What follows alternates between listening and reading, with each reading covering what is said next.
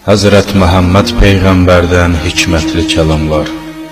İnsanların ən pisi ahirətini dünyasına satandır. Bundan da pisi ahirətini başqasının dünyasına satandır. Bir zaman olacaqdır ki, mənim ümmətim alimləri onların yaxşı geyimlərindən, Quranı xoş səslə oxumaqla və Allahı yalnız Ramazan ayında tanıyacaqlar.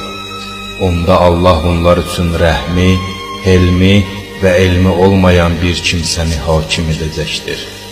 Şərab içən bütpərəst kimidir. Şərab içənin namazını Allah Taala 40 gün qəbul etməz və o 40 gün içərisində ölsə, kafir olaraq dünyadan gedər. Ey əvazər, 5 şey başına gəlməmiş 5 şey qənimət bil. Gəncliyini qocalmamış, sağlamlığını xəstələnməmiş, varını yoxsullaşmamış, bir işə başı qatışmamış fürsəti, ölümün çatmamış həyatı. Ya Əli, qiyamət günü üç gözdən başqa bütün gözlər ağlayacaq. Allah üçün yatmayan gözlər, Allahın haramına baxmayan gözlər və Allahın qorxusundan ağlayan gözlər. Sədəqə pis ölümün qarşısını alar, gizli sədəqə Allahın qəzəbini söndürər. Silə-i rəhm ömrü uzadar, yaxşı işlər pis ölümlərin qarşısını alar. Sədəqə su odu söndürdüyü kimi əzab atəşini söndürər. Ey Allahın bəndələri, sizlər xəstə, bütün aləmlərin yaradanı isə həkim kimidir. Xəstənin xeyri öz istəklərinə yox, həkimin tədbirlərinə əməl etməkdir. Ona görə də nicat tapmaq üçün Allahın əmrinə təslim olun. Həcc hər bir imkansızın cihadıdır. Halal mal qazanmaq cihaddır. Elmi gizlətmək yol verilməzdir.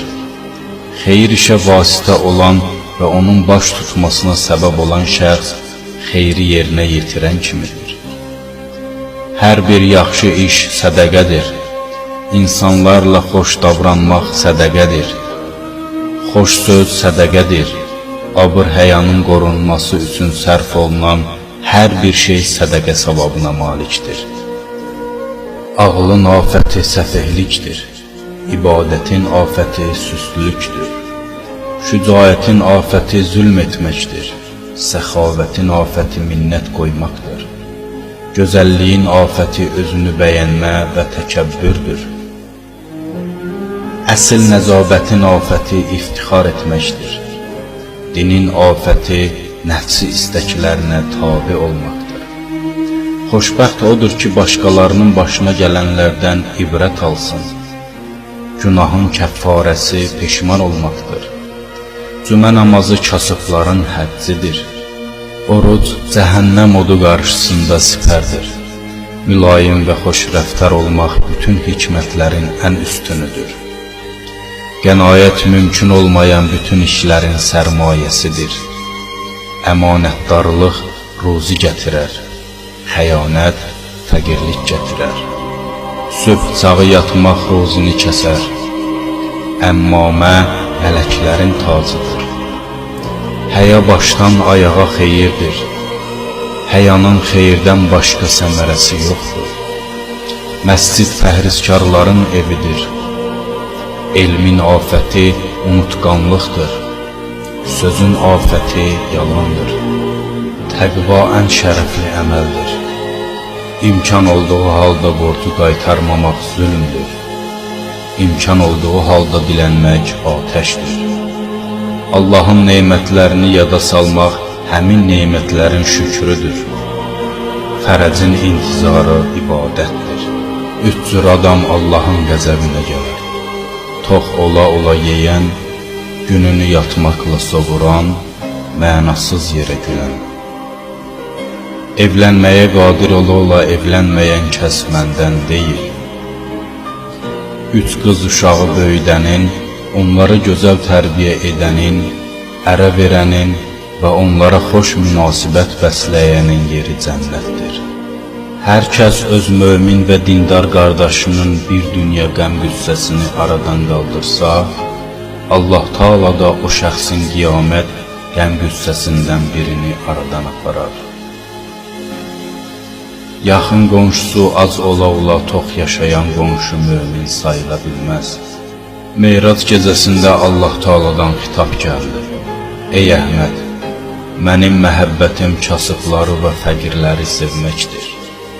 Belə isə fəqirləri özünüzə yaxınlaşdırın, onlara öz yanınızda yer verin ki, mən də sizə yaxın olum.